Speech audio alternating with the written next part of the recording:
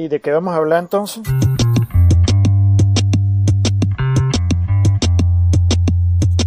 Si voy a hablar con Marcio, ¿qué podemos preguntarle que sea interesante? Corrígeme si me equivoco. Cuando nosotros nos graduamos, porque fuimos al colegio y tal, etcétera, tú te graduaste en septiembre, ¿no? Sí, ¿Y cuál materia fue que llevaste para reparación? matemática. Matemáticas. Qué bola. En inglés una vez también como lo raspaste horrible, o sea, sí. Bueno, en cuarto año, de cuarto a quinto, llevé a reparación matemática, física, química e inglés. Sí. No sé cómo pasé todo, bueno, no pasé todo, me clavaron química cuando la reparé y entonces yo en quinto año llevé química de cuarto de arrastre. Pero ¿y cómo durante todo Y ese en quinto me proceso, clavaron matemáticas. Sí. pero cómo durante todo ese proceso seguiste pensando que querías hacer física? O sea, nunca pensaste como que, verga, o sea, me están clavando todas las materias que se supone que la gente que estudia esta vaina, o sea, tiene que saber, de pronto tengo que ser un obrero en una construcción. Coño, no sé, yo nunca vi el fracaso académico como un fracaso mío realmente. Yo simplemente me clavaban las cosas y yo seguía para adelante. Y siempre me gustó la astronomía, eh, pero realmente nunca me cuestioné por haber clavado todas esas cosas que no podía. Simplemente, en verdad que no sé por qué, simplemente me las clavaban y yo las pasaba cuando podía y si no seguía así hasta el final. De hecho, me da risa porque yo entré en la Simón Bolívar con promedio de 13, ¿no? ¿Te acuerdas que nosotros hicimos ¿cómo Sí, era el propedéutico. la preparaduría Sí, esa antes, ¿no? En la universidad. sí. Que por cierto, yo no sé si te acuerdas te acuerdas que a mí me pusieron un grupo que era de bichos que supuestamente eran burda inteligentes. Sí, y me acuerdo también que los tipos explicaron, o sea, fue rarísimo porque hicimos esa prueba y después dijeron como que esta prueba no determina para nada que los más inteligentes van a quedar con los más inteligentes. Esto es solo una prueba y sin embargo dividían a la gente así, pero te decían como que no vale, tranquilo, tú Sí. estás en este grupo pero tú no eres malo. Y te pusieron un grupo con gente burda avanzada, ¿no? Y a mí me pusieron en un grupo donde eran un poco de bichos nerd burda avanzados. Y entonces estamos todos ahí sentados y nadie nos explica qué es lo que pasa. Entonces alguien de los que están ahí, los otros chamos, dicen, coño, ¿y por qué nos pusieron aquí? Entonces yo vengo y digo, verga, debe ser que salimos burda mal en el examen, ¿no? Porque en mi mundo, obviamente, yo siempre salía mal en todos los exámenes. Y alguien dijo, no vale, yo creo que fuimos los mejores. Y entonces llegó un bicho que lo llamaban Axel, porque era un bicho todo flaco rockero que se parecía a Axel Rose. Y entonces el bicho entró así con esas cadenas y con el pelo negro así que no se lo había lavado como en 3 semanas. Y así, todo así rockero y dijo, ustedes fueron los mejores pruebas que presentaron aquí y por eso les voy a dar una clase especial a ustedes porque son burda avanzados. Y yo decía, coño, la cagada, porque yo no sabía un coño, yo lo que quería era que me dieran mi vaina básica normal para aprender tranquilamente. Exacto. Y nos separaron y me dio arrechera porque entonces yo tenía todas mis vainas y nosotros no nos pudimos ver, yo no hablé con la otra gente que estaba en los otros lados, sino estaba en ese grupo del coño, y me sentía como todo fuera de lugar. Ahí. Pero bueno, al final quedé en la universidad igualito, Sí, sí, sí, no, y te fue burda bien. por leche me imagino. ¿Y tú nunca pensaste cuando estábamos en el Friedman en ser músico? O sea, en un momento en el cual querías ser músico y estar en una orquesta. No, no, porque sí, en verdad no sé por qué, a mí siempre me gustó la astronomía desde que era chiquito. La música me gustaba y el problema fue que yo desde que entré al Friedman, yo también hacía violín, pero yo apenas entré en cuarto grado, me acuerdo que entré con Miguelito, en cuarto grado entramos a la La coral cual. del colegio. Ajá. ¿Te acuerdas que habían varios Sí, sí, como sí. tiers, varios niveles de la cosa? Estaba la coral y estaba el corito. Y nosotros en cuarto grado entramos a la coral. Yo me acuerdo que estaba Miguel Rodríguez ahí con nosotros.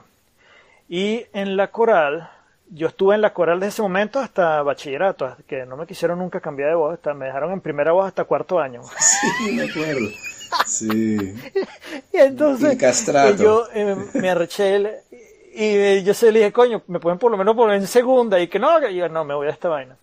Pero bueno, nada, estuve desde cuarto grado hasta cuarto año en la coral y toda mi cosa en el Friedman, aunque yo hacía violín, todos los recreos, ¿te acuerdas que todo el tiempo nosotros estábamos ensayando? Todo Sí. era, para mí era la coral. Y entonces eso no, yo creo que eso no hizo que yo desarrollara más lo del violín, la parte de la orquesta, de estar en la orquesta. Con todo y que me dijeron que yo hubiese podido entrar en la orquesta del Friedman cuando hice, porque yo hice los exámenes. Pero yo preferí quedarme en la coral y tener el violín como clases normales en el Friedman, pues. Claro. Pero yo pienso que como, o sea, yo echaba burda de carro, realmente nunca estudié mucho para el violín, la coral era más fácil, y realmente nunca avancé más en el violín. Ahora estoy reaprendiendo el violín porque le estoy enseñando violín a Mariana, y entonces tengo por lo menos ese conocimiento básico de las posiciones, las escalas, de leer la música, etcétera, y para lo que ella está aprendiendo está perfecto ahorita. Pero realmente no sé, nunca pensé que la música, o sea, para mí la música era como algo que hacía y listo, pero nunca me vi como músico al final del día. Yo creo que era porque estaba más que todo en la coral y no entré a la orquesta. Pues. Si hubiese estado en la orquesta, quién sabe. Pero realmente a mí lo que me gustaba era la astronomía, no la música. Claro. ¿Y en qué momento empezaste a pensar como una posibilidad real de trabajar en astronomía seria, tipo en la NASA, en vez de ser simplemente un físico que está como que en Venezuela y da unas clasecitas ahí y tal, ¿viste? ¿Cuándo fue como que el momento que tuviste como que, coño, puede ser que yo trabaje en cosas importantes en astronomía? Bueno, no, yo pienso que la primera vez que yo me di cuenta que podía hacer astronomía como tal fue cuando fui al IBIC a hacer pasantías en el 99. Y entré con el que era mi tutor en ese momento, Claudio Mendoza, y ahí fue donde realmente yo me di cuenta que uno podía hacer astronomía, aunque yo siempre pensé que se podía hacer astronomía, pero en ese momento no estaba el internet, no estaba nada de las cosas.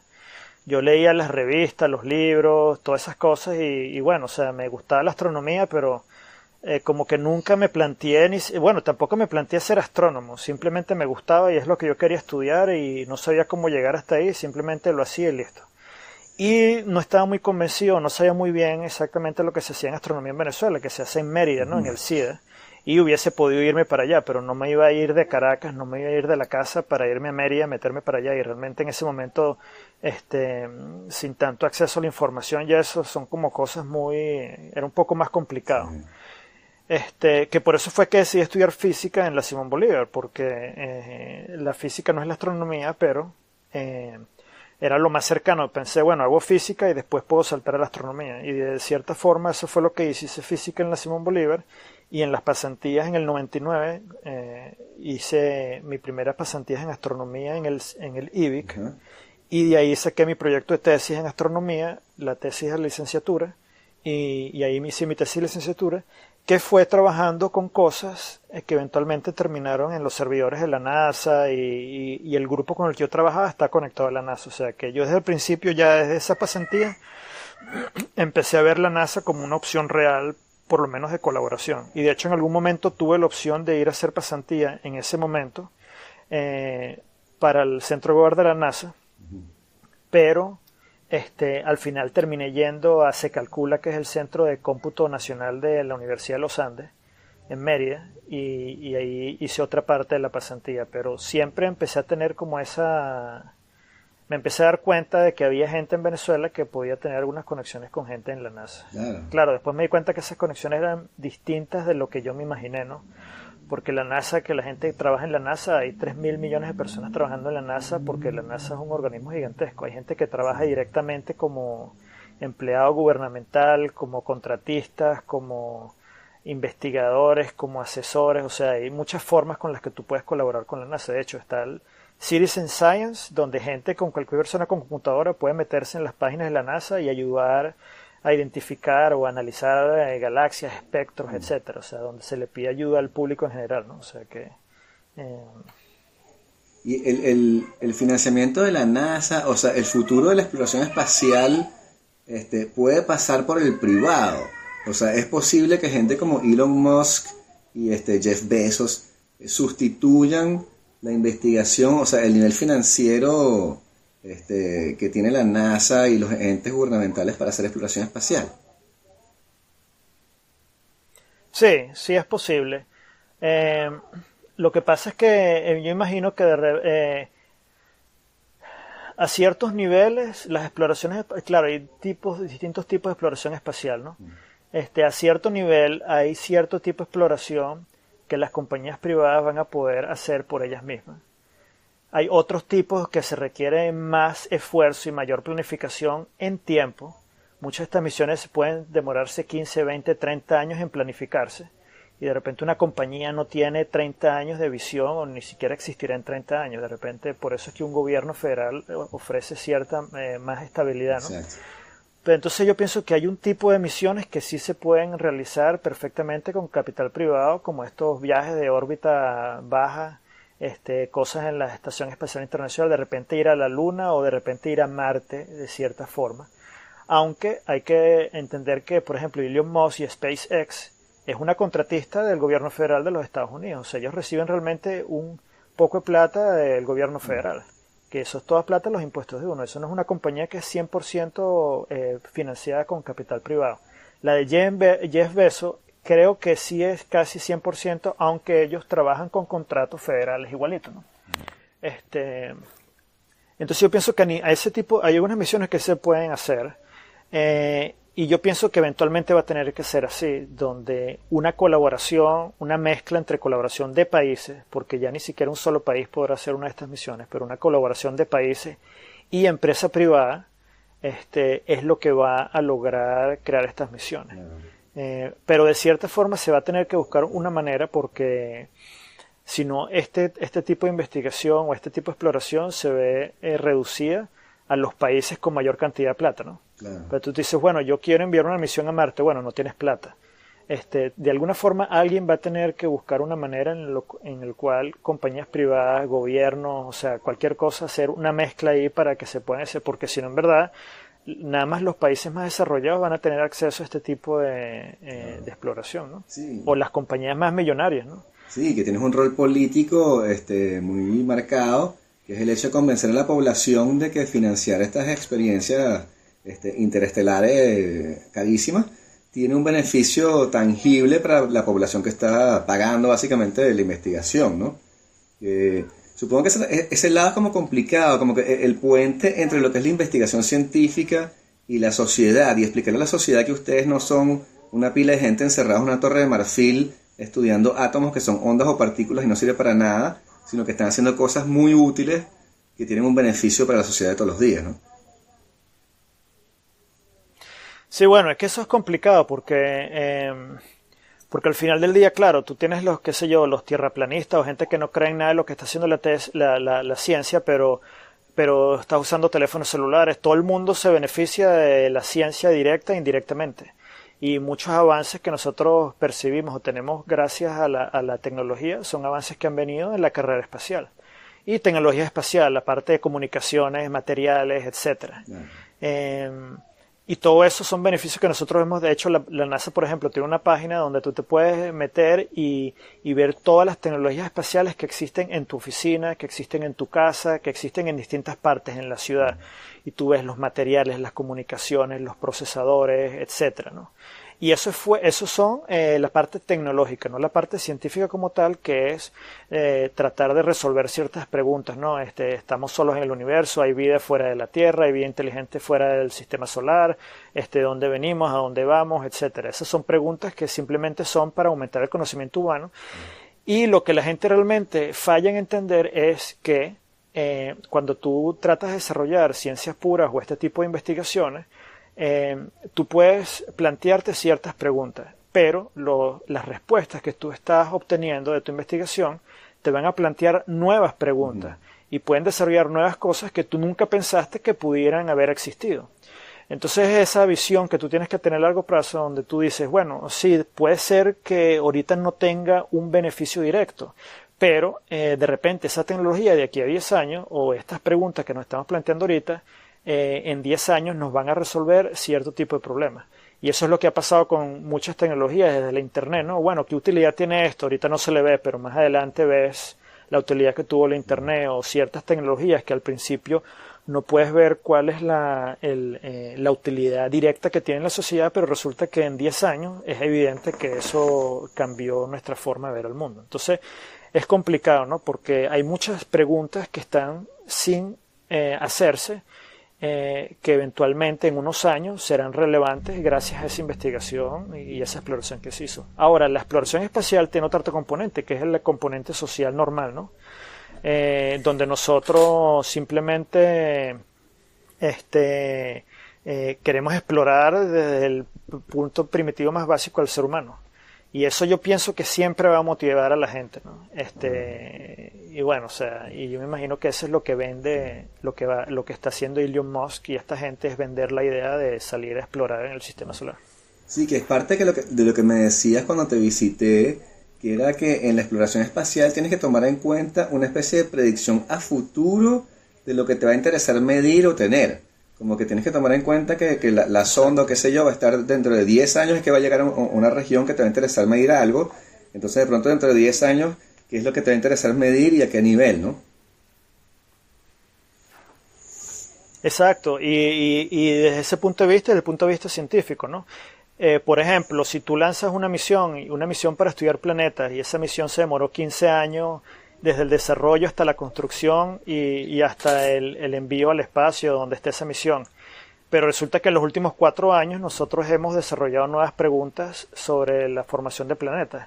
Son preguntas que antes no sabíamos. Exacto. Hace 10 años no teníamos esas preguntas. Entonces cuando tú hiciste esa misión, no la hiciste en función de resolver. Si la hiciste en función de resolver las preguntas que tenías para ese momento, cuando lanzaste no vas a poder resolver las preguntas nuevas que están pasando, ¿no? Entonces es tener esa visión de decir, bueno, ¿qué pienso yo que puede pasar? Y eso es lo que hace la NASA y muchos de estos organismos que tienen que desarrollar tecnologías nuevas, tecnologías que no existen hasta cierto nivel para predecir lo que puede pasar en 10, 15 años, ¿no? Claro. Hola, Daniel. Hola. Ya llegó. Sí. Hola, Daniel, ¿me escuchas? Okay. Sí, perfecto. Sí. Mucho gusto, Marcio. Hola, ¿cómo estás? Ah, si veo que estás tomando ahí. Si era verdad entonces que ustedes están borrachos haciendo el podcast este. Siempre. Sí, no siempre. Tratamos de que no sea así, pero Fracasamos estrepitosamente. sí, no tenemos control total sobre el alcohol. Pero, ¿qué te iba a decir? Mira, Marcio, desde un punto de vista estrictamente teórico, ¿es posible el viaje en el tiempo? Bueno, teóricamente todo es posible, muchas cosas son posibles, ¿no? ¿Y cómo lo planteas tú el viaje en el tiempo? Por ejemplo, yo me acuerdo John Matter, el doctor John Matter, que es el premio Nobel de Física del 2006 con el COVID, que es de la NASA. Él dice básicamente que nuestros ojos son máquinas del tiempo, ¿no? Todo lo que uno ve es un retraso de la luz que viaja en fracciones de segundos, entre que se rebota de los objetos que estamos viendo hasta que llega y es procesada por nuestro cerebro. O sea que en principio cada vez que nosotros ponemos un telescopio hacia el espacio estamos viajando en el tiempo, estamos viendo cómo era el universo en ese momento. El James Webb, que es el telescopio que yo trabajo, cuando llegue al espacio va a ver el universo cuando el universo estaba naciendo, o sea, va a ver el universo cuando era 13.4 mil millones de veces más joven de lo que es ahorita. Entonces, de cierta forma, un telescopio es una máquina del tiempo, nuestros ojos son una máquina del tiempo. Ahora, el tiempo es una construcción que es difícil de entender para nosotros porque yo siempre pienso que nosotros siempre tratamos de poner principio y fin a las cosas, ¿no? Pero el tiempo es más complicado que eso. Teóricamente sí se puede. De hecho, teóricamente antipartículas podrían ser partículas que viajan en el tiempo, básicamente, en reverso. O sea, hay formas donde tú puedes entender el tiempo como un vector y podrías moverte en el tiempo. O sea, si tú planteas el tiempo... ¿Qué pasa dentro de un agujero negro? Singularidades de ese tipo es distinto. Dime. Si tú planteas el tiempo simplemente como un aumento de la entropía, porque el universo se está expandiendo, y dices, bueno, teóricamente, si consigo una forma de revertir la entropía y hacer una especie de crunch, irías hacia atrás en el tiempo. Sí, bueno, eso es lo que la gente siempre dice, la segunda ley de termodinámica que no te permite viajar en el tiempo, que es lo que hay gente que dice, el cambio de entropía, que si creas la máquina de energía eterna, que si no sé qué más.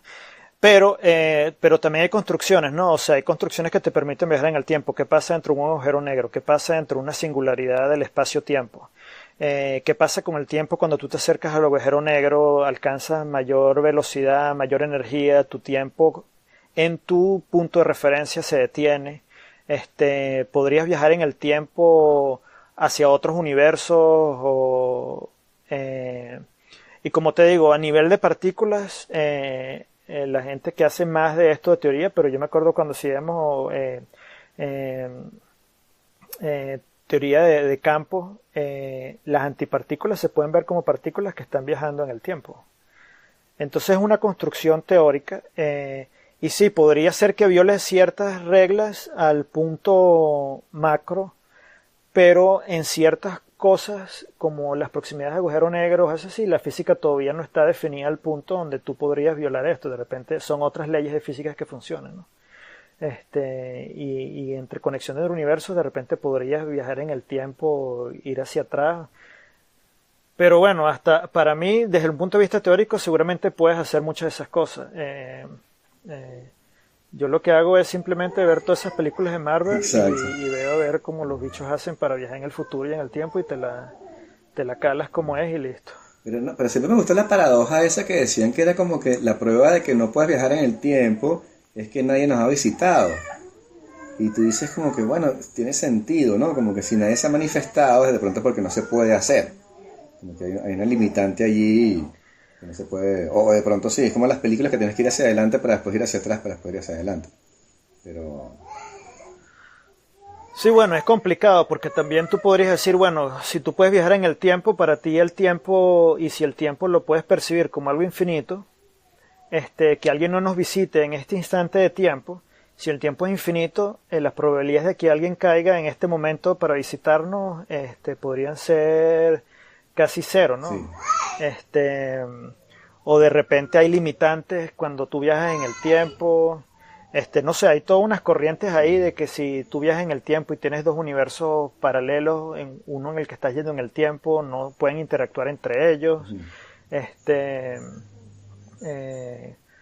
Pero sí, hay muchas paradojas que hay en función de lo que son los viajes del tiempo. Es verdad, eso como aparece desde Back to the Future. Exacto. Cuando, bueno, ¿qué pasa si tú viajas en el tiempo y te vas a ti mismo y te tocas y lo que sea? ¿Y qué pasa con esa realidad? Y cambias el futuro y mientras lo vas cambiando, mientras cambias el presente va cambiando la línea del futuro.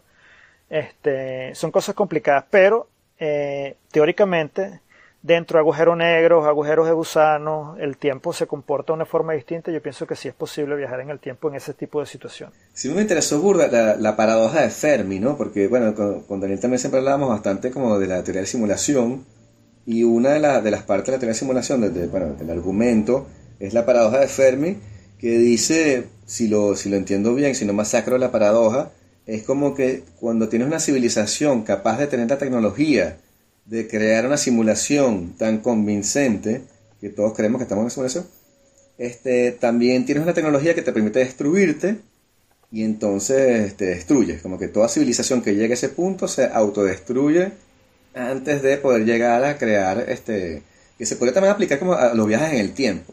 De pronto nadie ha viajado en el tiempo porque... Aunque hay un techo desde el punto de vista de civilización que hace que no llegues al punto en que puedas construir una simulación fidedigna del universo. Sí, bueno, no sé, para mí yo lo veo súper complicado, ¿no? Porque imagínate igualito que no existen civilizaciones extraterrestres, no pienses en civilizaciones extraterrestres por ahorita, ¿no? Okay. Pero imagínate la vida en la Tierra nada más. La Tierra tiene 4.000, de 4 a 5.000 millones de años, ¿no? De antigüedad. Y en ese tiempo la formación del sistema solar, estaban los primeros planetas más grandes internamente y después todos empezaron a chocar y era un sistema al principio totalmente violento. La creación de los sistemas solares tiene planetas pequeños que se llaman planetésimas, que se pegan contra otros, crean lunas, destruyen planetas, etcétera. Después de todo eso, imagínate que se forma la Tierra y se empieza a crear algo aquí, ¿no? Pero entonces tienes la creación de la atmósfera. Y todo eso va pasando, 3.000 millones de años, 2.000 millones de años. Crees la creación de la atmósfera, los primeros microorganismos, no se sabe cómo se crearon. A través de cometas, tenemos cometas que tienen periodos de rotación de órbita de más de 2.000 años. Es decir, conectan estrellas y conectan sistemas solares que pueden estar separados. Empiezas a tener tu atmósfera, pero nada más dentro de la atmósfera de nosotros tuvimos un cambio ese de oxígeno a ozono, y de ozono a oxígeno, y después empiezan los primeros microorganismos y esos empiezan a quemar el oxígeno y crear todas estas azúcares y la energía, y después vienen cometas y nos destruyen, y entonces en todo ese proceso hemos tenido casi 5 episodios de casi extinción total de la vida en el planeta Tierra. Y hemos tenido durante todo ese momento a la atmósfera, que ha cambiado muchísimo, desde puntos donde nada hubiese podido existir en la atmósfera, con la atmósfera que teníamos hace 1.000 millones de años y a la atmósfera que tenemos ahorita. Son totalmente distintas.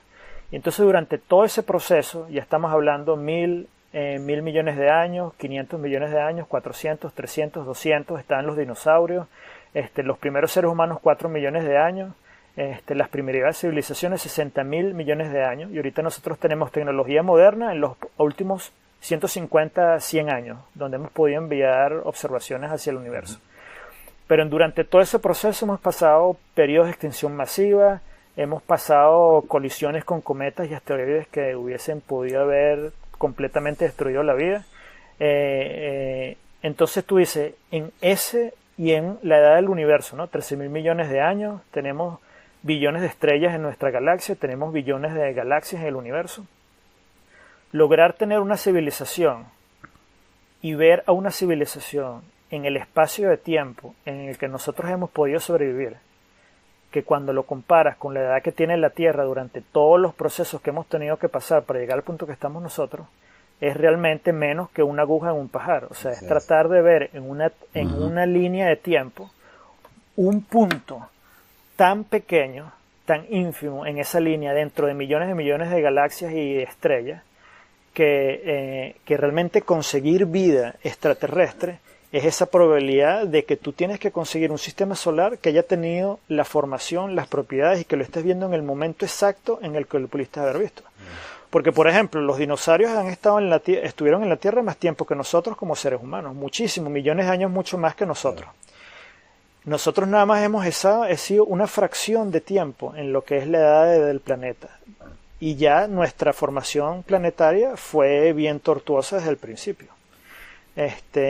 Pudimos no haber sobrevivido. De hecho, cada 100 millones de años o algo así, tenemos la probabilidad de ser impactados por un asteroide gigantesco que destruya una gran parte de la vida en el planeta Tierra. Sí, totalmente. O sea, es eso, es como que... Entonces, bueno... ¿Cuál es la probabilidad? O sea, es posible que haya habido aliens que nos hayan visitado, pero que vinieron cuando éramos dinosaurios, y dijeron, bueno, estos son dinosaurios, y se fueron, y después se extinguieron ellos porque se tiraron una bomba atómica, qué sé yo, y entonces no hubo comunicación. ¿Sabes? Entonces un problema de concordancia. Bueno, claro, pero ese es desde el punto de vista de alcanzar una civilización, de alcanzar una civilización, un sistema solar.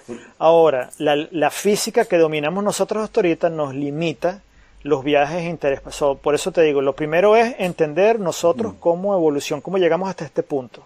Y te das cuenta que, bueno, o sea, es complicado llegar hasta este punto y que el momento tecnológico de nosotros realmente es absolutamente nada, y parecíamos una causalidad en todo lo que fue la formación del sistema planetario. Ahora, encima de eso está la física que tenemos nosotros. Ahora, la física de nosotros es limitante en cuanto a los viajes interplanetarios, interestelares. Próxima Centauri, que es la estrella más cerca de nosotros, está a 4 años luz de aquí. Con la tecnología que nosotros tenemos, podrías llegar allá en 20.000 millones de años, literalmente 20.000 millones de años más o menos, de ida, ¿no? Y entonces, bueno, pero esa es una limitante, ¿cómo nosotros viajamos? Entonces, bueno, habrán venido alguien que tuviera una tecnología tan avanzada que les permite viajar a una velocidad o más rápida que la luz, o a la velocidad de la luz pero inverna, o a través de agujeros de gusano, o otra física que nosotros conocemos. Y claro, para mí ya ese punto es de especulación, para mí ya es cualquier cosa en ciencia ficción que tú te puedes imaginar, ¿no? Sí, totalmente. Yo pienso que con el entendimiento que nosotros tenemos de la física, es imposible que nosotros hayamos sido visitados por civilizaciones extraterrestres en el tiempo que la Tierra ha estado viva, o que ha estado como planeta con seres vivos por lo menos desde el punto de vista de mi percepción desde la física que tenemos ahorita. No quiere decir que la física que tenemos ahorita es la única que existe. Pero dices es porque... mi predicción en función de lo que yo entiendo. Pero dice que sería imposible porque no puedes viajar de manera interestelar. O dice que sería imposible porque los tiempos tienen que coincidir, como que existimos como civilización nada más hace, qué sé yo, 20.000 años, y entonces no tienes una civilización desarrollada en Alpha Centauri que pueda comunicar con nosotros en ese momento. Es eso, es la mezcla de las dos cosas, ¿no? En que tú llegues a la civilización con los tiempos que tienes que viajar tú y llegar a una civilización que esté en el punto exacto donde esa civilización tiene la tecnología para interactuar contigo, pero también llegar físicamente al punto donde tú estás, llegar en un tiempo que es importante para ti, ¿no? Porque de repente yo puedo mandar una sonda como el Voyager y bueno, se demora 1 millón de años de llegar a Próxima Centauri. Claro. Y está bien, pero eso no te va a permitir una interacción con una civilización que existe ahí, por ejemplo. No, claro, o llega allá y cuando leen el mensaje nosotros nos hemos extinguido porque el calentamiento global, o qué sé yo, ¿sabes?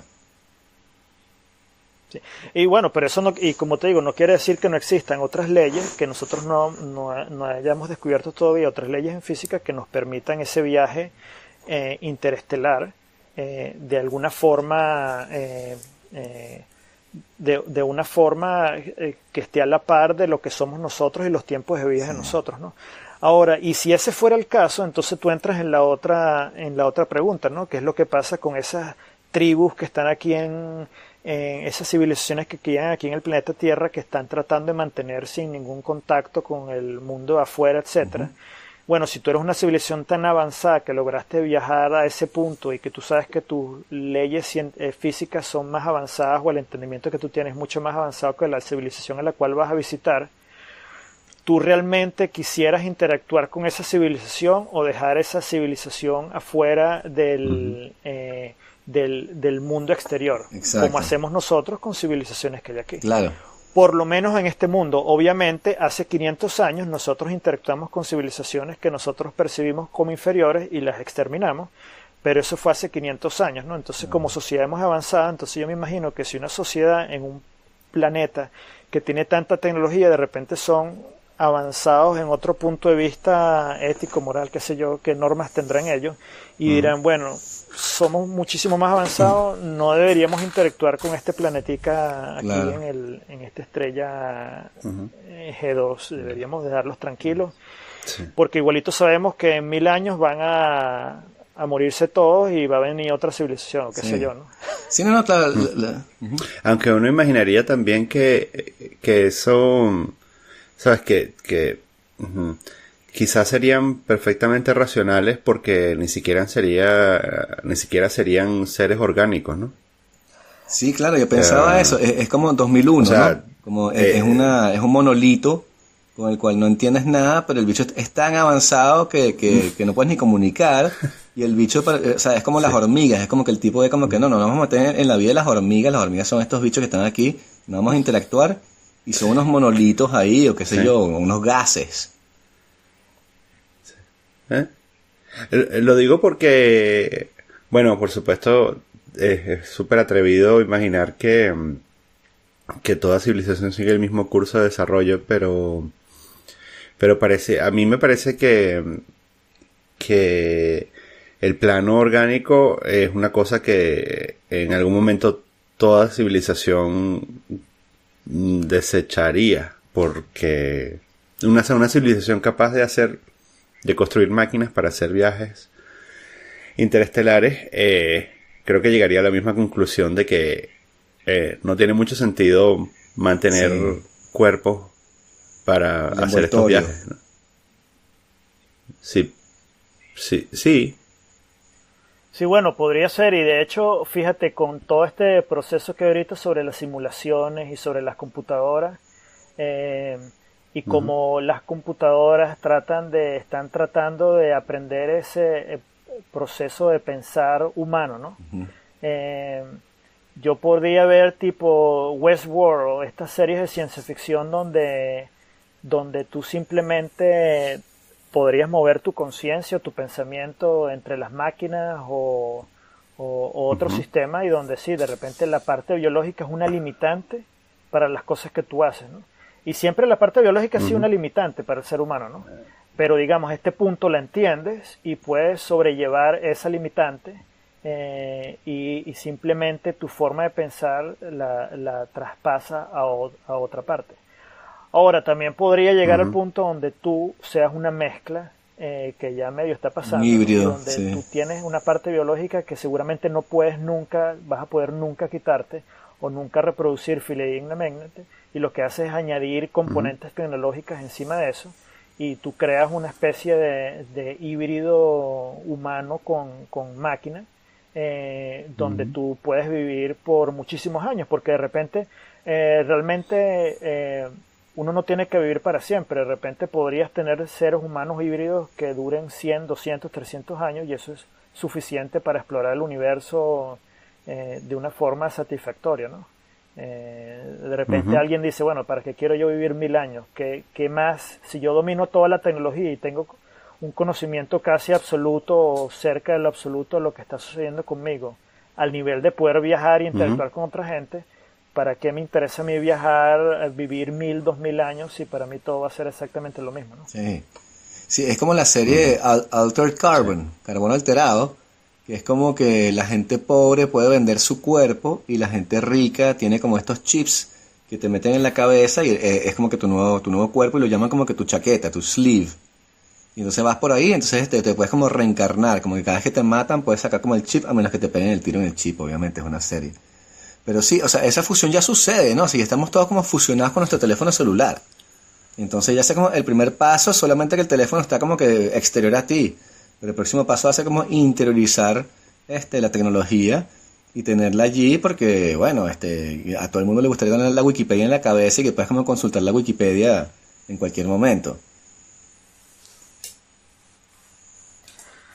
Sí, ahorita ese es un tema bien de moda, así como las de Black Mirror, donde está esa, donde la gente puedes grabar lo que observa. Ajá, sí. Entonces eso está buenísimo, porque tú le dices así que, Vicente, ¿no te acuerdas de esa fiesta cuando estábamos en el colegio que tú le dijiste tal cosa a la chama? Y que no, vale, yo no dije eso. Entonces, coño, chamo, espérate un pelo ahí. Entonces, rewind, y ves la situación en ese momento. Mira, te dije, ¿verdad que sí? Se me había olvidado, de broma. Tenías corrupto ahí la memoria. Sí, sería horrible. Sí. Eso es una forma de viajar en el tiempo, volviendo a aquello de lo que los ojos es. Pero hay tiempos en los cuales es mejor como que no viajar, ¿no? O sea, como que si es como que un video, tú estás borracho, hay una fiesta, o sea, como que no, mejor no saber nada de eso. Sí. Bueno, yo no sé, tú que eres el psicólogo, desde el punto de vista psicológico, ¿qué tan positivo es revivir eventos traumáticos? ¿Cuál es? Hay una en Watchmen, no sé si la han estado viendo, donde tienen estas pastillas que tú te tomas y puedes revivir memorias. Entonces ellos pensaron que a la gente le gustaría revivir sus mejores momentos y los iban a ayudar a ser mejor persona. Y resulta que la gente se tomaba las pastillas para revivir sus peores momentos y se transformó como una droga. Porque iban para revivir las peores pesadillas que han tenido, los peores momentos de su vida, y se quedaban pegados ahí todo el tiempo. Sí. No, es como en Westworld también hay una parte, creo que en la primera temporada, que Anthony Hopkins se está explicando por qué hizo el robot de esa manera, porque la persona que después te enteras que es un robot, spoiler, pero ya van 3 temporadas, le pregunta por qué me hiciste sufrir, por qué me diste este recuerdo en el cual yo como que mato a mi hija y tal, es espantoso. Y Anthony Hopkins le dice como que es que queríamos hacer robots reales muy parecidos al ser humano, y nos dimos cuenta que si todos los recuerdos eran bonitos, no era un verdadero ser humano, como que los seres humanos necesitan trauma, necesitamos como que algo negativo allí, porque si no como que no eres real. Es muy extraño, ¿no?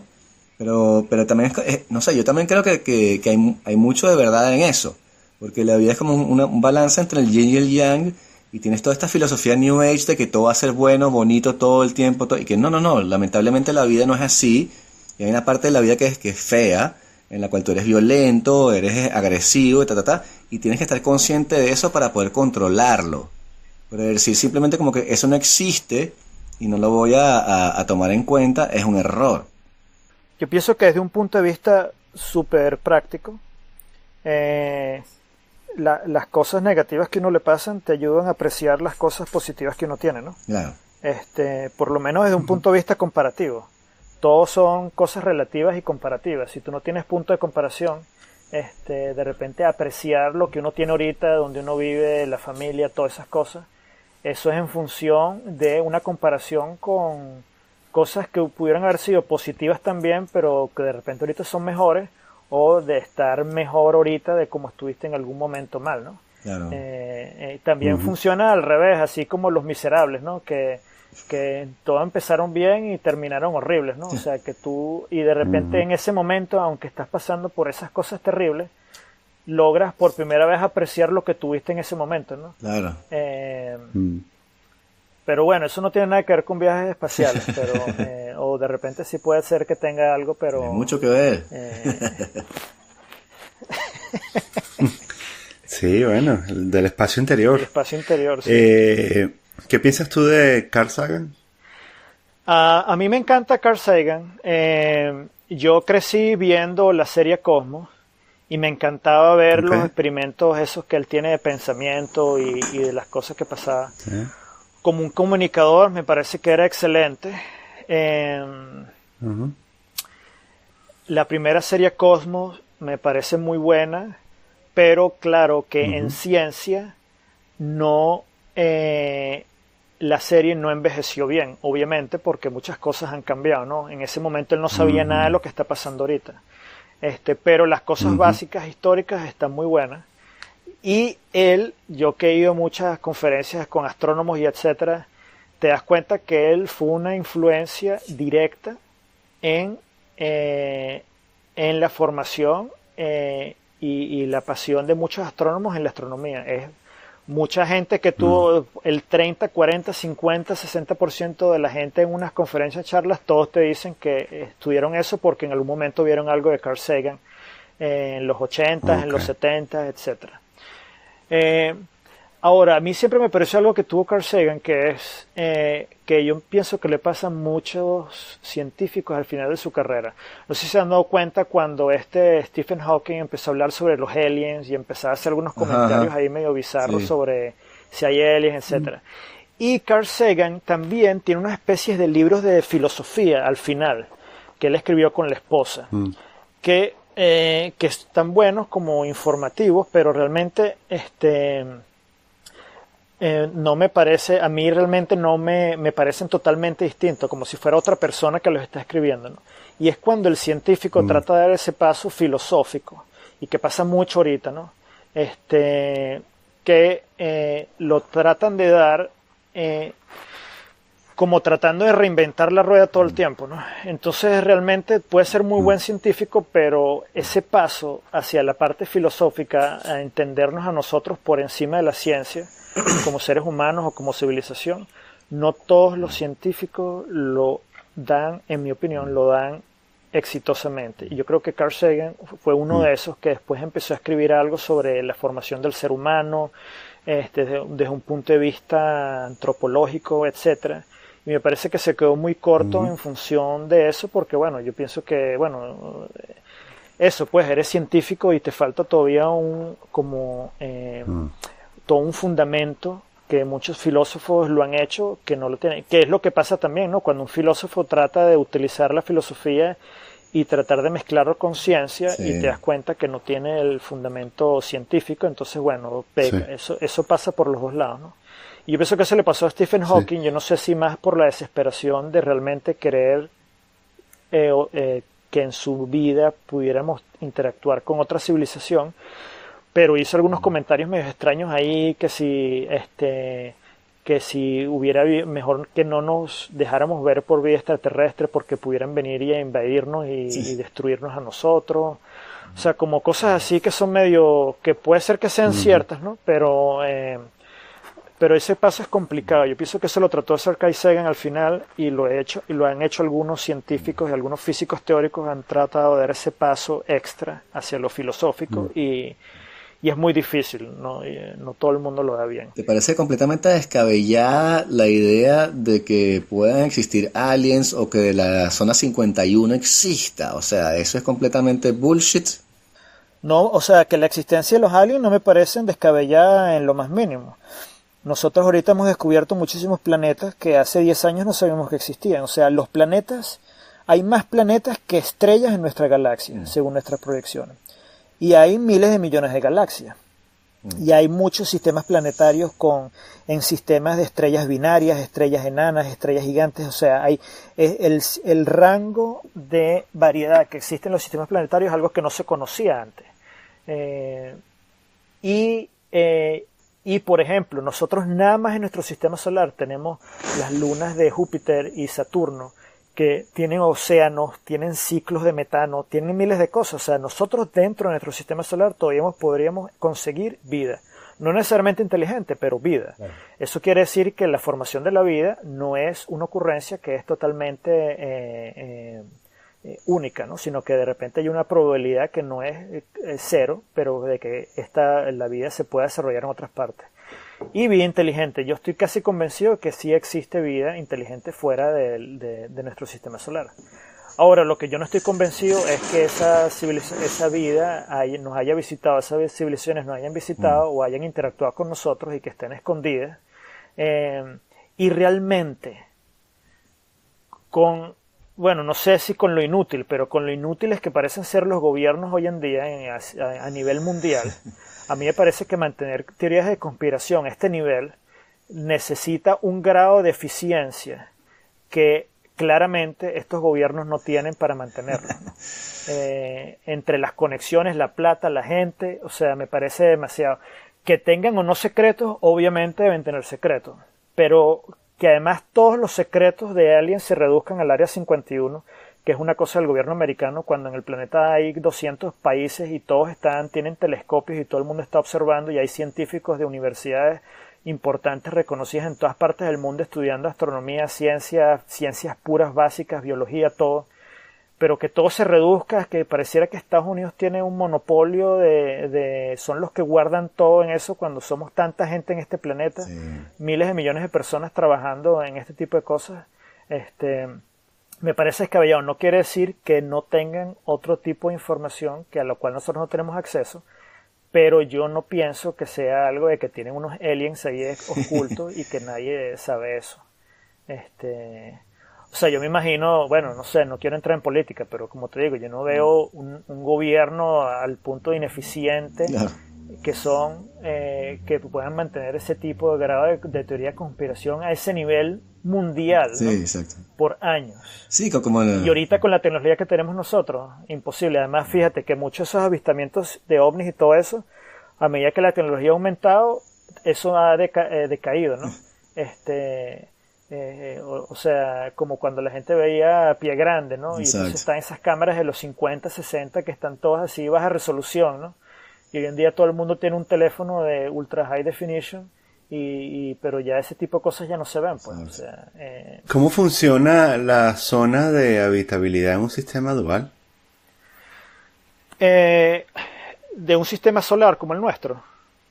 Sí, no, pero uno dual que tenga más de una estrella. Se han conseguido varios sistemas binarios de estrellas, porque las estrellas binarias son bien conocidas, son bien binarios. Estrellas duales son bien comunes. Porque, bueno, casi por definición, cuando se forman las primeras estrellas, se forman del colapso gravitatorio de una nube molecular de gas y de ahí pueden formarse distintos focos de fuerza, de puntos gravitatorios, ¿no? O sea que sí existen eso. Ahora, no se ha conseguido todavía planetas en sistemas binarios de dos estrellas que estén en zonas de habitabilidad. Es decir, zonas en las cuales puedan tener agua líquida, básicamente, tengan una temperatura suficiente para mantener agua en forma líquida, que es lo que nosotros pensamos que es el complemento, el ingrediente principal para la formación de la vida en la Tierra, ¿no? De hecho, la Tierra se formó en el océano, en el agua. pero sí se han conseguido varios planetas que tienen propiedades como la Tierra en cuanto física, es decir, son planetas terrestres de piedras en sistemas binarios. Y hay algunos modelos que lo logran hacer, y de hecho creo que hay uno le pusieron Tatooine por lo de Star Wars, pero sí se han conseguido varios, no muchísimos, pero sí se han conseguido varios sistemas planetarios en estrellas binarias. Entonces se piensa, porque antes se pensaba que era imposible o que era muy difícil tenerlo, pero sí hay órbitas estables que permiten planetas orbitando alrededor de esas dos estrellas. También depende qué tan cercanas están las estrellas, cuál es la más masiva. Acuérdate que los planetas no orbitan alrededor de una estrella. Los planetas y las estrellas orbitan alrededor de su centro de masa común. Entonces, dependiendo cómo es el sistema, los planetas pueden orbitar. Yo no sabía esto. Claro, tiene sentido. Entonces eso, es ese sistema de masa, y de hecho uno de los métodos que se utilizan para detectar planetas es ver el movimiento de las estrellas. La velocidad radial de la estrella.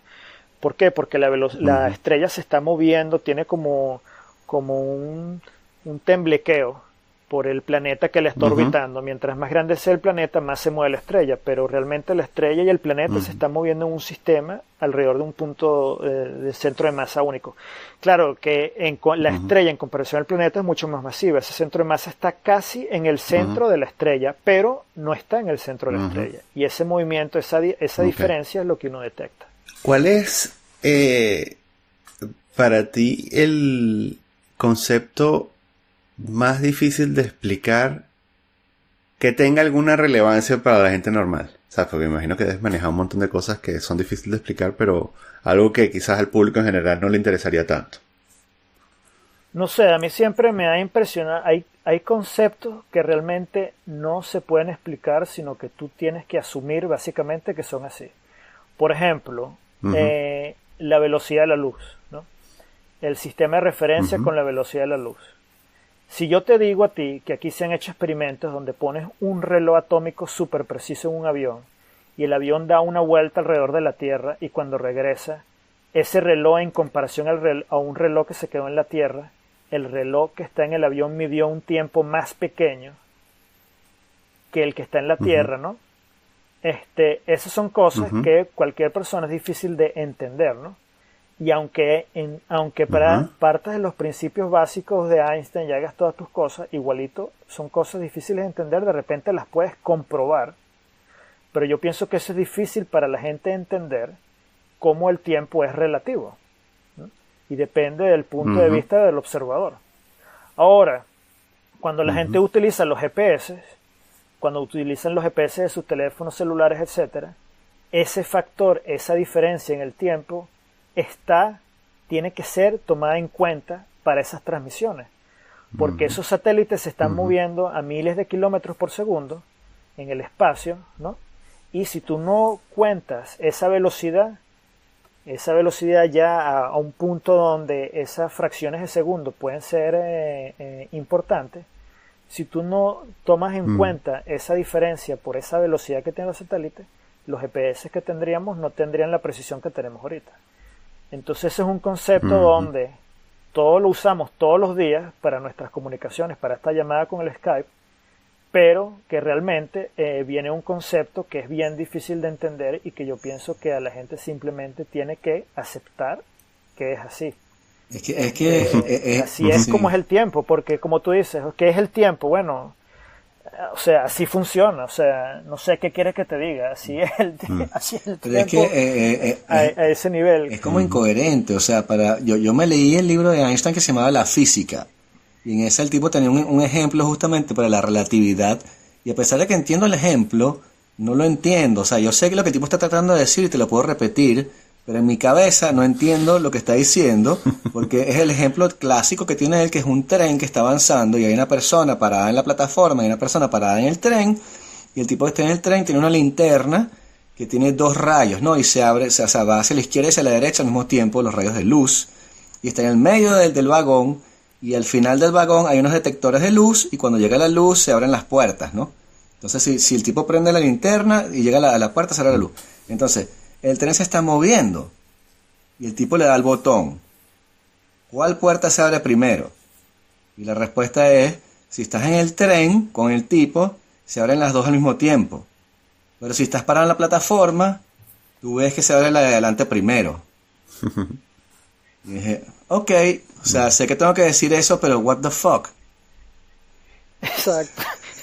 Bueno, fíjate que, por ejemplo, ustedes se acuerdan esa foto del agujero negro que tomaron a principios de año, ¿no? Ese es con el telescopio del Event Horizon, Horizonte de Evento, ¿no? Que literalmente es un telescopio del tamaño de la Tierra, porque ellos usaron varias antenas de radio en distintas partes de la Tierra y lo que hicieron fue reconstruir la imagen en función de las distintas señales que llegan a esas antenas.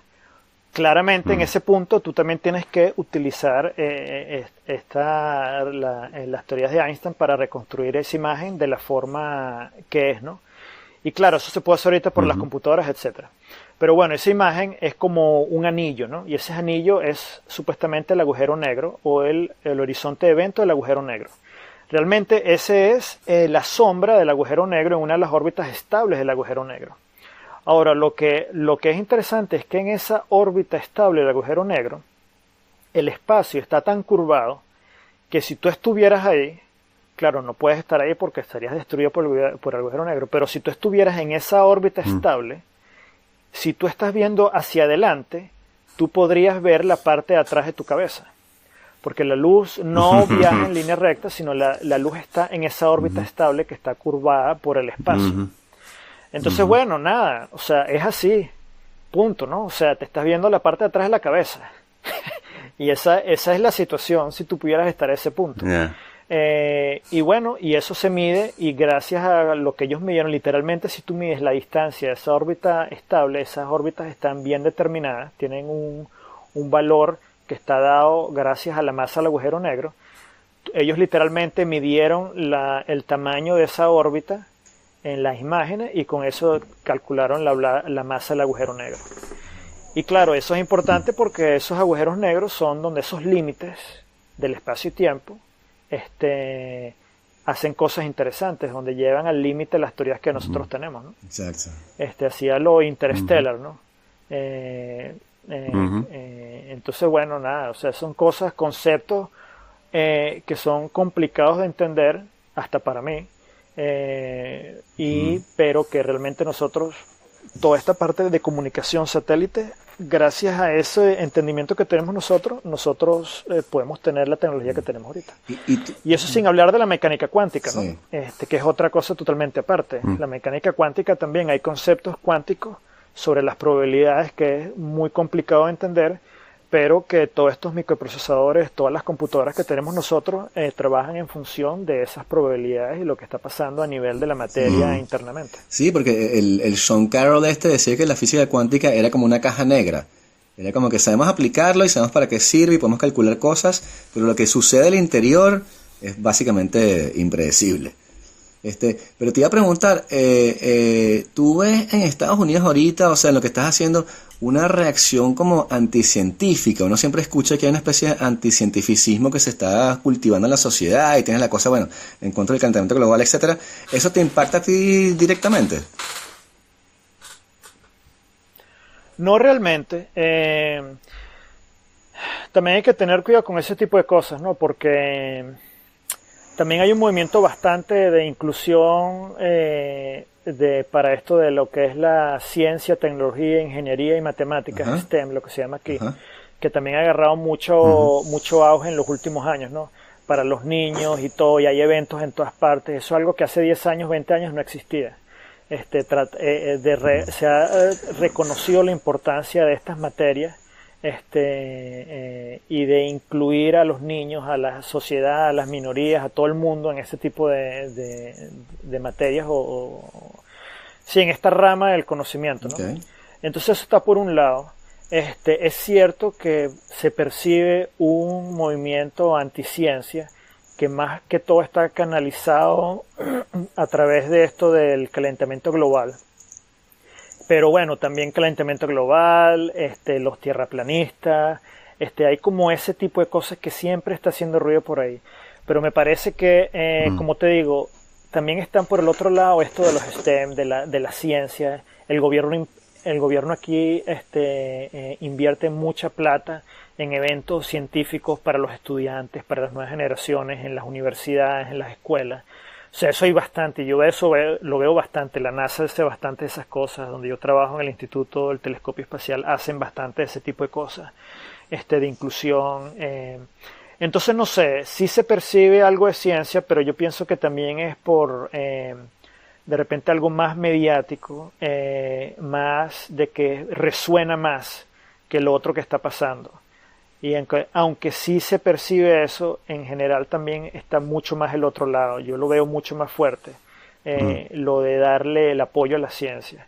La NASA, por ejemplo, bueno, el presupuesto se mantuvo más o menos igual, y todavía se apoyan misiones grandes, como la que yo trabajo. Hay misiones científicas bien importantes, grandes, que vienen ahorita en los próximos años. Toda la parte de exploración. Y acuérdate que la ciencia, bueno, la medicina, o sea, hay muchísimas cosas que abarcan la ciencia, no nada más la parte de astronomía. ¿Y cuál es? Pero sí es frustrante ver tanto ese ruido de anticiencia. Y esa parte anticiencia no es necesariamente anticiencia per se, pero también hay como una componente ultraconservadora religiosa, donde entonces muchas partes científicas pasan a ser relegadas a interpretaciones de sus cosas creacionistas, ¿no? Claro, entonces, sí. Entonces no sé, siempre va a haber esa componente conservadora y religiosa, pero por el otro lado, como te digo, veo bastante auge aquí en las partes estas de ciencia, tecnología, ingeniería y matemática, que se le ha gastado bastante publicidad a eso, y hay bastantes eventos, etcétera. Pero bueno, y yo hago eso con mi hija, yo la llevo a todos esos eventos, también de repente porque yo estoy en este mundo, yo veo todos los eventos que existen y todos, pero siempre hay bastante gente. No, que te quería preguntar también cómo es la experiencia de ser profesor en Estados Unidos. ¿Tú das clases en inglés? Sí, doy clases en inglés.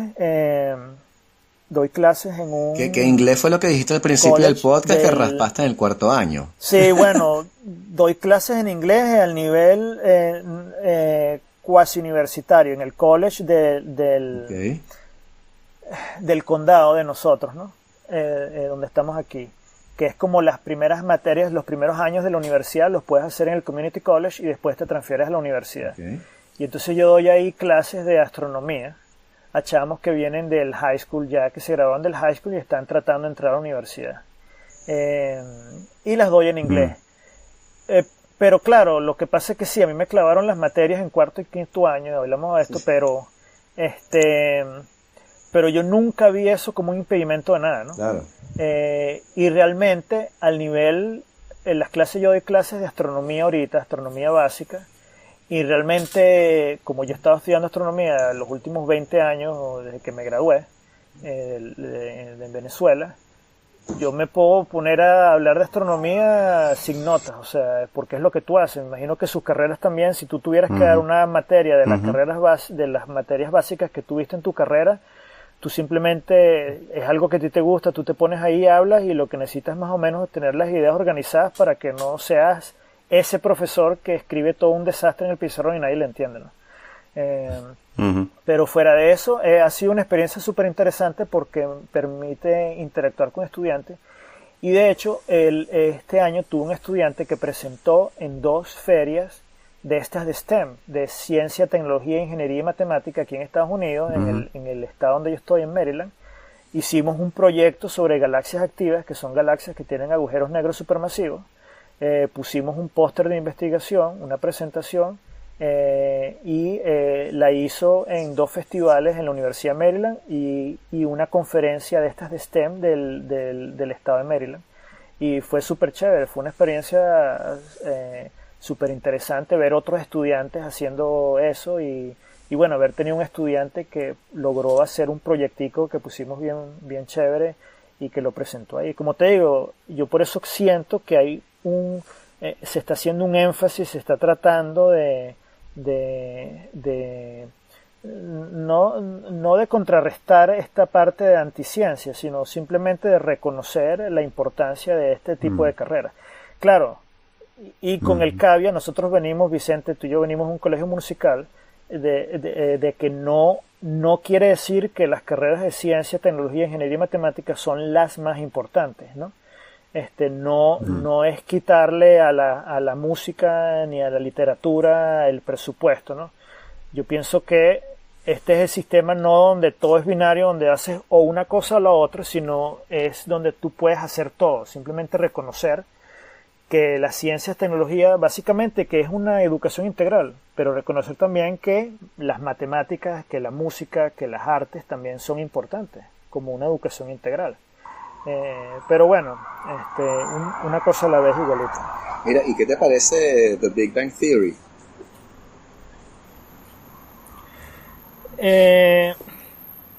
No sé, yo vi las primeras temporadas y después me pareció demasiado cliché, demasiado estereotipo. No me gustó mucho, pero después me di cuenta que muchos de los estereotipos eran ciertos. Y lo que pasa es que, claro, uno como científico estás ahí y no te das cuenta. Pero bueno, ellos tenían por lo menos un asesor científico de la Universidad de Los Ángeles, de la Universidad de California en Los Ángeles, y casi todas las cosas que ellos tienen en la escenografía son cosas puestas específicamente por una razón por estos científicos. Y yo a veces veía, por ejemplo, filtros de telescopio o números que son asociados a cosas en astronomía que son realmente ciertos, que estaban puestos ahí a propósito. O sea, que ellos realmente dieron un paso extra para poner esa componente, y todo lo que ellos dicen era cierto. Muchas de las cosas que ellos hablan, todo eso, los guiones, tienen una componente científica que era cierta. Ahora, esa serie, ¿por qué no? Es un estereotipo, sí, pero yo lo veo desde un punto de vista así como CSI, como todas esas series de Crime Science Investigation, que la gente, bueno, obviamente, que vamos a correr una muestra de ADN y entonces en 30 segundos la broma está lista. En la realidad se va al laboratorio, el bicho no está trabajando ese día, se demora una semana, no tiene tinta en la impresora, entonces a los 2 meses... Entonces, bueno, claro, es el estereotipo, es otra cosa, no es exactamente la realidad, pero gracias a esa ciencia hubo un incremento de estos científicos forenses impresionante que se fueron a estudiar la broma por esa cosa. Entonces, bueno, yo no sé si esta de Big Bang Theory tendrá eso, pero por lo menos le dio como esa voz a los nerds, a los científicos, tú sabes, ¿no? Que la ciencia puede ser algo mainstream, que puede ser algo que la gente hable de eso y que puede estar en el mejor spot de la televisión. Esa parte de ciencia así toda nerd y como ellos la ponen ahí, ¿no?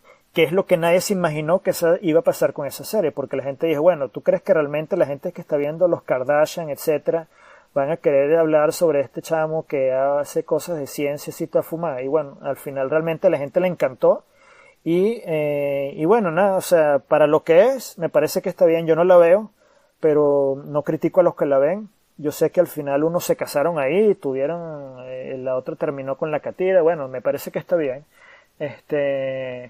Pero no sé, para mí es el equivalente a CSI, ese tipo de cosas, y bueno, no sé, estaba cómica, habían cosas que eran cómicas e interesantes, y lo que sí me gusta es que realmente hicieron un esfuerzo para poner ciencia de verdad, con asesores científicos, etcétera, de verdad dentro del set. Entonces, bueno, por lo menos habían cosas ahí interesantes que se podían oír y ver en la serie.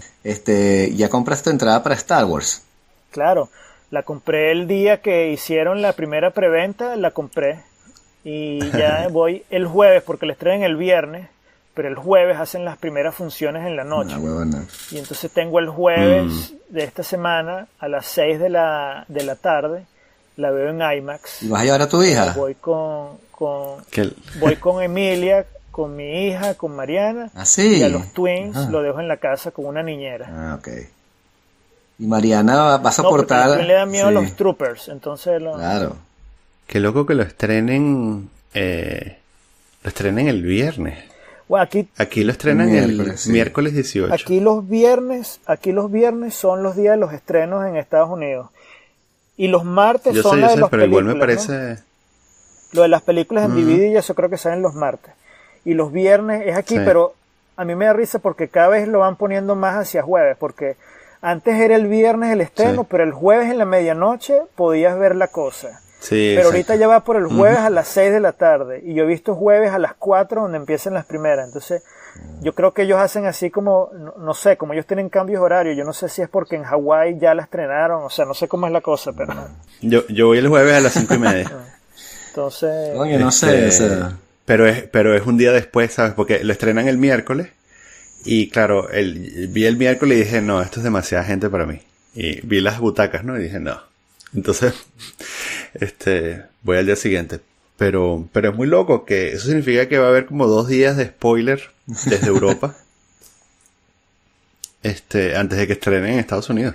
Sí, no, y yo con los spoilers, bueno, o sea, por esos días me desconecto de las redes sociales, no veo nada, me quedo tranquilo. Yo no quería ver los trailers, pero por mala suerte vi el último tráiler y, bueno, yo no sé, o sea, sin exagerar, te lo he haber visto ya como 50 veces, el último tráiler, y cada vez que lo veo así, es como, ustedes vieron la película Ratatouille cuando el bicho está comiendo así en el restaurante, que los de Disney son súper, o sea, eso me pareció súper ingenioso, ¿no? Entonces, ¿cómo haces tú para que en una comiquita alguien pruebe un plato y tú te des cuenta que el plato realmente le gustó a la persona?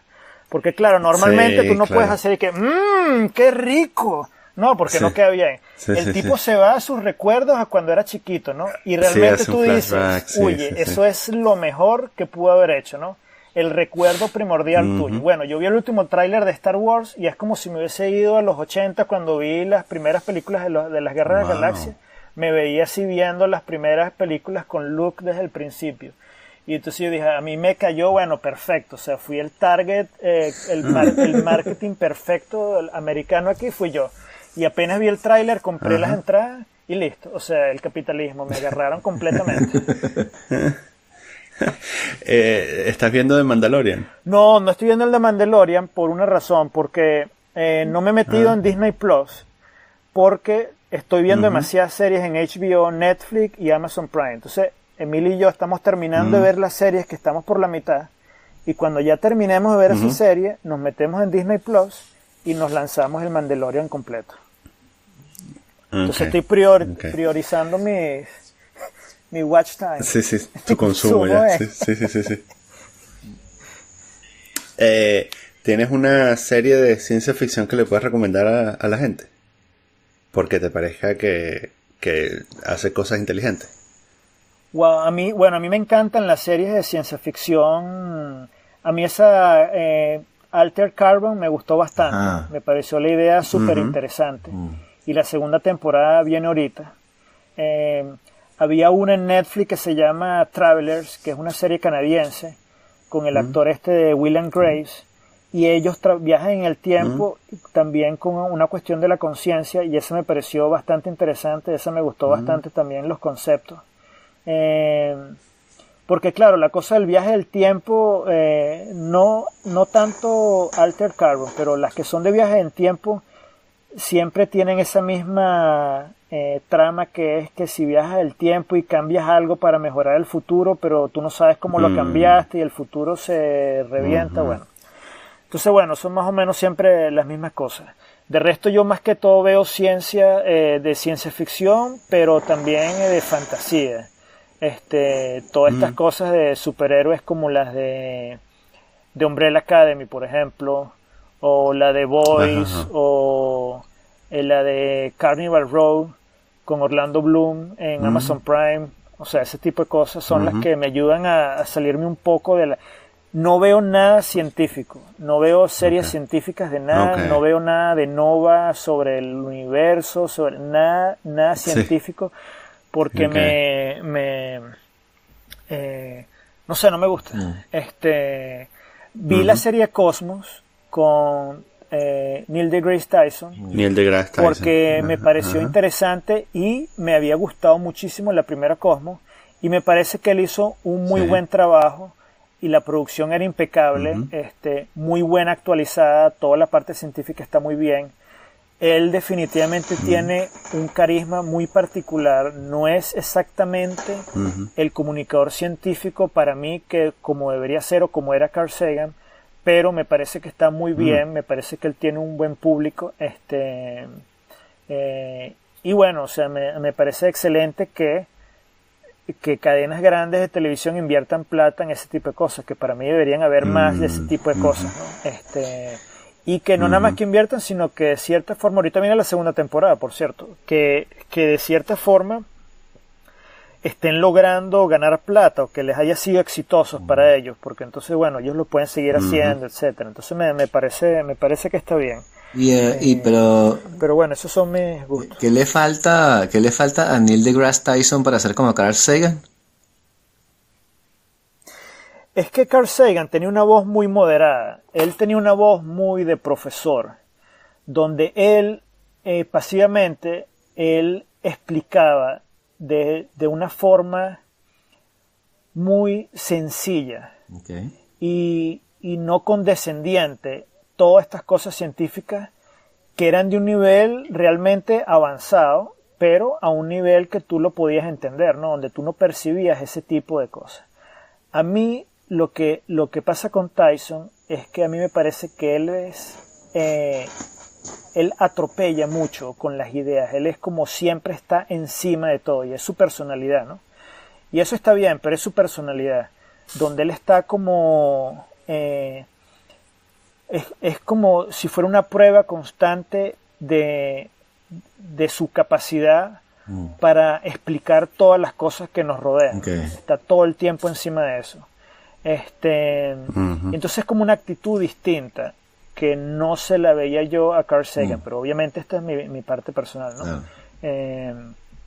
Y no sé, me parece que por eso me parece que, y cuando llego a los podcasts de él, es como que siempre está interrumpiendo, y él siempre quiere hablar, él siempre quiere ese protagonismo. Que Carl Sagan, aunque él siempre hablaba, yo no le veía ese protagonismo de él ser lo más importante, ¿no? En la conversación. Y en Venezuela, por cierto, Carl Sagan tiene una entrevista muy interesante. Carl Sagan tiene una entrevista muy interesante cuando sacaron las primeras películas de Star Wars. Le preguntaron, era en el programa de Johnny Carson, en los 80, le preguntaron qué él pensaba de las películas de Star Wars. Y fíjate, en ese momento, él dijo que le parecía raro que toda la gente, todos los Jedi, todos eran gente blanca. Que nosotros en el mundo hay de todo tipo de gente. Pero que cómo podían pensar tú que en el universo, con tantas cosas, que nada más estuviera gente blanca haciendo los papeles de las princesas, de los príncipes, de los... En ese momento, en los 80, viendo la película, ese es Carl Sagan para mí. Tenía una visión realmente bien particular, ¿no? Ahora te dan cuenta que el Star Wars es totalmente distinto, ¿no? Ese es otro podcast, pero es totalmente distinto a ese Star Wars.